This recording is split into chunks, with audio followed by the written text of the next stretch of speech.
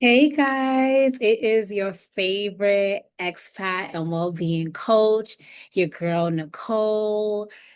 So I know like maybe two recordings just didn't happen. So I did a thing. I actually shared it if you've been keeping on track with all my videos. I went to Thailand last week. Yeah, we had Lunar New Year, and I went back in order for me to ship my things to Hong Kong. Just giving you some context. I know it sounds crazy. It sounds like very first world problems. Like you did what? So, when I was offered this job in Hong Kong. I was in America, like I was in New York. And when I left Thailand kind of like not necessarily knowing what my next steps were going to be. I knew that I was going to stay in the region, but I wasn't I didn't have a job at the moment. So I had my stuff in Thailand. Like I would say 80% of my things. I would actually say 90% of my things. And clearly I need my things to survive. So I waited until I had Lunar New Year because I had a week off from work to go to Thailand to get all of my things, to ship it. And it wasn't about a vacation. I may have squeezed in one massage. It was very much a focus. It was a let me see what kind of deals, or not necessarily deals, but what's the best company to use and all of this. By the way, my name is Nicole. I am your favorite expat and well-being coach. I have been living abroad for 11 years in Asia. I know a thing or two. So if you are here at this channel, you are in the right place. If you are a Black or brown woman and looking to move to Asia, um, I can share all the things that I have learned, even the mistakes I've made, so that you can have a better transition, a better rich life in Asia. So I just had to say that again. So so why did I have to fly back? So essentially was that. So initially I was going to go straight to Thailand when I got the job and get my things. But then my brain was like, wait, I don't have an apartment. Like if I go there and I ship my things, what am I going to do? Ship it to my school? Ship like where am I going to ship it to? I'm going to ship it and have it in storage, which would make zero sense and it would be actually quite costly. So I thought that it made more sense to get my apartment, get myself sorted in Hong Kong, and then I would be able to ship. So that is also why I've waited this time. So it was really nice to go back to see my things. And, the reason why I'm sharing it is because sometimes your experience of abroad, everything is not going to always be smooth, but I am going to give you some tips. So, of course, before I even left to Thailand, I reached out to my community. I also posted it in a couple of Facebook groups to find out what were some of the companies that people have used. I didn't just want to know names of companies because I think that's pretty Google. You can Google that, but I wanted companies that people actually had experiences with. And that's the same reason why you would choose a coach, right? That's why you would choose me if you wanted to move to Asia, right? Because yes, the internet has a lot of information, right? But when you have firsthand experience or firsthand someone speaking to you and really helping you, you're going to trust the process. So that is actually what I did. So what I did was when I got to Thailand, of course, get some rest. Also had some movement, which was like going to my spin class, which is something I enjoy. But and then the thing about it, because it was Lunar New Year, you also have to keep in mind that many shops were closed or have limited timings. So that was something that I considered. So what I did, which I would implore you to do, is I made sure that I gave myself the entire week. Okay, so meaning I didn't give myself just 2 days, because if I had set myself up for only 2 days, that would not give me enough time to figure everything out without being stressed.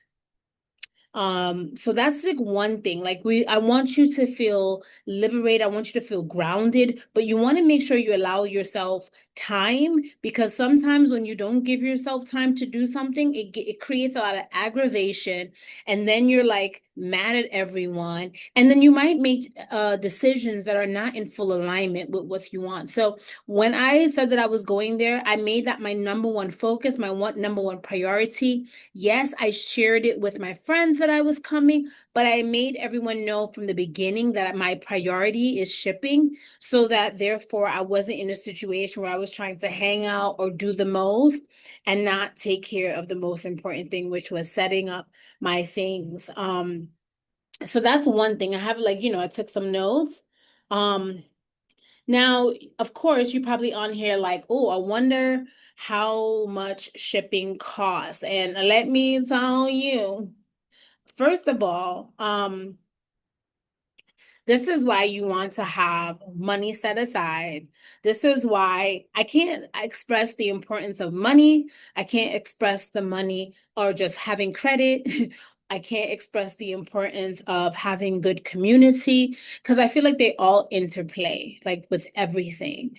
Um, so I so one of the suggestions was to use EMS Post, which is based in Thailand, or EMS, or yeah, it should be EMS.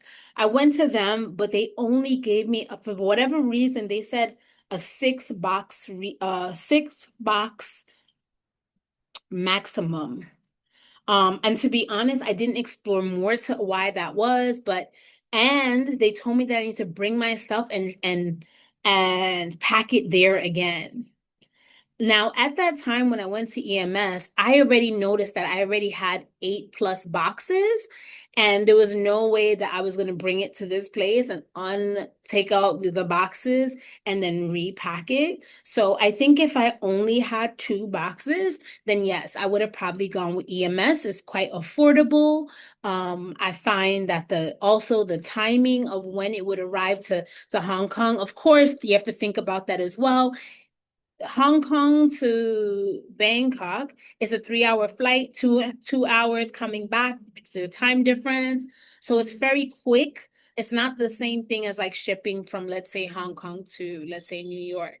So for me, I was grateful that I didn't have a long distance. So that's why I was able to be quite flexible. What was also important to me was having door-to-door drop off, because I did not want to be in a situation where I'm having to pick up from many boxes from a post office, especially in Hong Kong, where I live. It's very hilly. There's no way I would have to hire a car to go around the corner. So that was no. Um, so you have to keep in mind that like if you're packing up your boxes, you need tape, um, last minute hotel nights, food while you're running around, and random fees. So you want to make sure that you're all sorted. And also you want to make sure that if you can work for a company or a school, I could speak from a school, that they are going to, pay for this like relocation. I'm in a situation where my relocation will be paid, but of course, I chose to go with my own company versus going with the school company. School company means that they arrange it and they pay. Um, but I just decided to do the latter. So that's all on you. But of course, each company has certain perks, and that's something that you want to make sure you look forward to because that is part of, having your rich life, as I mentioned. So I also looked into this other company. It was called like S&D. And it was roughly 2,000 USD for all my items. 2,000. Not 2,000 Hong Kong dollars, not 2,000 per box, but it was 2,000. I was like, nope.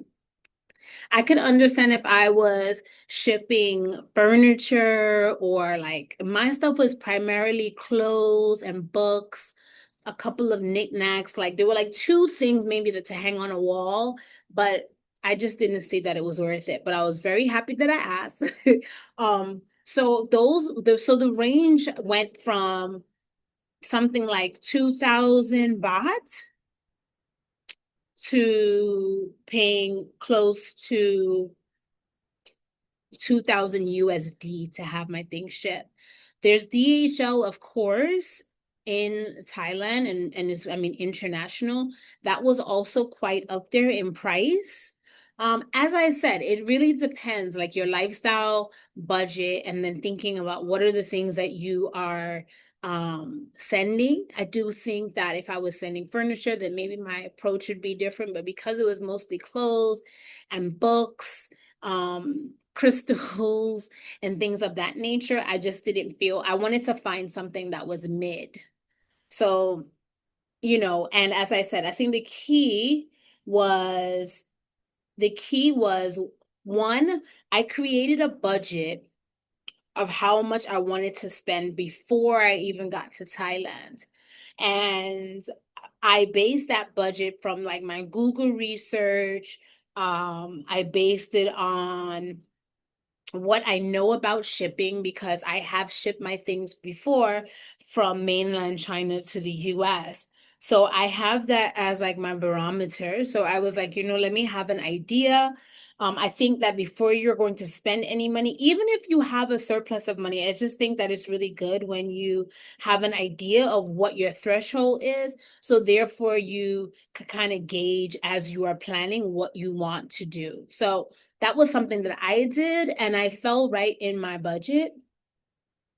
Um, and for me, I was thinking about what is most important in terms of what I need in Hong Kong, because even as I unpacked and the company I use, they have to repack your bag. So I'm so thankful that I kept time for all of this because they had to do that for customs. They have to write a whole declaration slip that shows that like I only just have clothes and I'm not like buying a bunch of items to sell. They didn't say that to me, but I assume like that's what they have to make sure, or that I'm not packing designer items.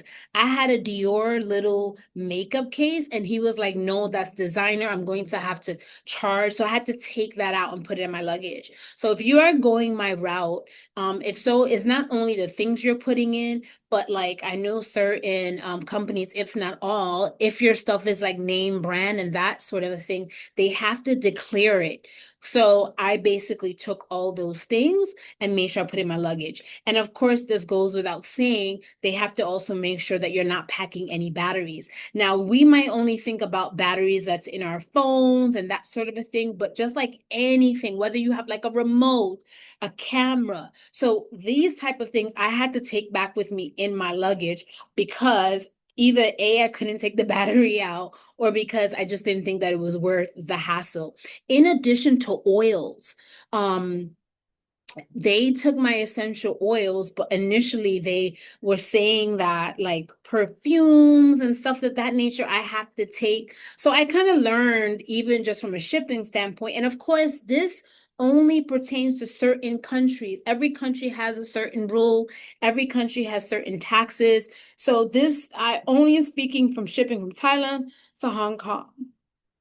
But what I'm happy about is that allowing myself time and space so I had the bandwidth to understand these things because if I just gave myself 3 days, I would have been stressed out as all hell, right? And we don't want that for you. So you want to make sure you give yourself time and space. People always ask about what to ship with you. Now, I would say that I'm a person that I would live in the middle. Why?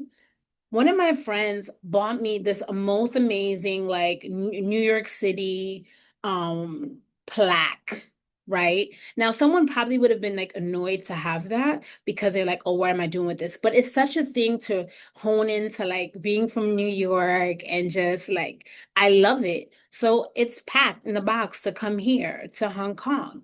In addition to photos that I have with my family members, I actually have frames, so just allow yourself. These are things that ground me and make me feel really happy. And, if I'm feeling sad, these are also things that ground me. So I would say that for sure. Just checking my nest. So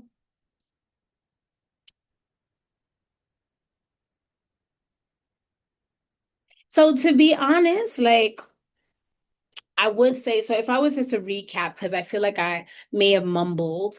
One was I waited until I got my apartment in Hong Kong before shipping my items. Um, and going back to Thailand to reship my items allowed me to really negotiate with myself if there was anything that I didn't need. So what I didn't share was that I also donated a box of things. Things that I know that if I brought it here, I wouldn't use it. And I thought that they can serve someone best. These were things like shoes, maybe a dress. Like if I know that I didn't wear it in a while, I decided to donate. This was not me just donating something that I thought didn't have any use or value. I don't believe in that. So that is something that I think you should do. And then everything else shipped to Hong Kong. I will do a follow-up video as to how long it has taken to come to Hong Kong. They said 3 to 5 days. Granted, this is the end of the lunar holiday. Like even in my neighborhood, many businesses were closed today on Sunday, February 22nd. So I'm also allowing that time and space to get my items. And I'll let you know the company that I used in the video so that if it's all said and done, that can be something you can use if you're in Thailand. Um, but let me just tell you what was the hardest part of this whole process. So it wasn't actually the price, if I had to be honest. For me, it was the back and forth, the back and forth going to places, getting different rates, um making multiple trips like in a day or taking a taxi to go one place and then going to the next. Um and I think that to me was like I felt very tired one day where I just decided, you know what, let me just go to sleep. It was like that, and understanding that like this is sometimes part of the process. Even when you plan, there's going to be a part where you're going to feel aggravated or you're going to feel like you just want to crash out, as the kids say, or you're just going to want to take a nap. I encourage you to do that. Take the nap and then regroup and remember like everything that you're doing because it's a lot of information to take in. It's a lot of considerations, especially if you want something to come to you instantly. It's a lot of considerations when you have to think about gratuities or customs or prices of that nature. Whether you have to bring your stuff to the physical place or have them come and pick it up. So there's different things that you have to consider, but one of the things I must implore you is to give yourself time. Give yourself time. I can't like I think to me that was like the best lesson was giving. I'm so happy that I gave myself time because if I had just assumed that the perfect situation, like I'm just gonna get in there and I'm gonna ship my stuff in a day or two. And let's say I only blocked out that specific time, I would have been losing it.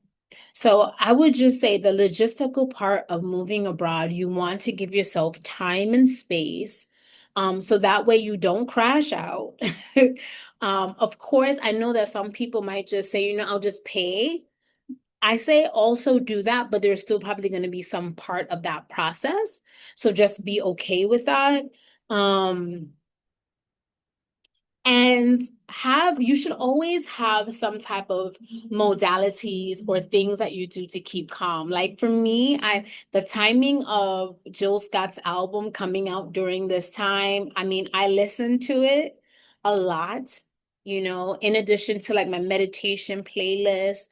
I listened to that as well. I ate good food, Thailand, you can't go wrong with the food. And I got myself some rest. The only thing I probably would have done extra was got more massages, but I actually didn't have time. With rain, there was rain while I was there. Just like a couple of logistical things that went off center, so I couldn't do those things, but I was thankful for just like some rest. and I was thankful for some music. And that's what hold me off. And I allowed myself, I've been recording on here. I allowed myself to like know that I can't record. So taking care of myself, taking care of my well-being. So just to wrap it up in terms of, you know, these are some of the logistical stuff that happens as you're moving. These are maybe the parts that are not romanticized at all, but oftentimes this is also equally part of the process. But you want to have things that you can do to keep yourself calm. I can't, just like you should always treat your peace like a priority, not a reward. So even in the way you plan, allow yourself, me having a 2 days or 3 days extra gave me peace. And then that's why I was able to take a quick like go away, a staycation in Hua Hin. So that was kind of like my bonus treat. Okay. But if I couldn't do that, then I would have gone to a spa. I would have gotten a massage. Make sure you have that as part of your prep. It is not a bonus, it's not a reward. It's like what you need because these things can be just like challenging or it can be overwhelming. And especially if you are doing it by yourself. Like if you don't have anyone helping you, you need to have like modality. You need to have things in your body or things that you can use so that you don't crash out. We don't want anyone crashing out. So I just want to say this is what I've learned, especially in this season, and what I want you to know that like moving abroad does have a moving tax. Okay. So even sometimes when a place is affordable and wherever, there's going to be some type of fee or pace that you're going to pay for in order to have that experience. Um, And remember that cheap isn't cheap if it's going to cost you your nervous system. So if you're not going to feel good, like if you're going to feel frazzled and ready to bite everyone's neck off, then guess what? It being cheap doesn't matter, right? You want something that helps you. I would also say, depending on your situation, don't wait until the last minute to ship. Okay, I am happy that you want to plan. So I planned. Once I got the job and I saw that my holiday was going to be in February, I knew that I could wait to February. Now, let's say my holiday wasn't until April. I would have definitely designated a weekend to do this. And I probably would have done even way more research beforehand, just because I know I would have had limits in timing. And label everything. I would say label everything, write everything down. And yeah, that's just like my tips for moving, relocating. It's not always going to be easy, but you can have modalities, you can have a strategy so that you feel regulated in your body, you feel happy about your choice. So some of the things that you can do right now is just making sure that you have credit. What I can say is that many of these companies do take credit cards. They do take credits from Thailand. So if you don't have cash, but what's cool is that the company that I use, when you pay in cash, you don't pay the credit charge. So start saving your money. If that's something that you're thinking about using so that it's not a financial just like pit for you. And make sure that you have time and space and have people in your corner who's happy to either help or assist. One of my friends I actually met up with for brunch, and then he came with me to a couple of places to look at prices. Sometimes that can be very encouraging, even just to have someone to go with you to get the pricing, or other people sending you information. So my girl name is Nicole, your favorite expat and well-being coach. I'm here for Black and Brown women moving to Asia to live their most rich life inside and out. Catch me on another episode. Look forward to hearing from you.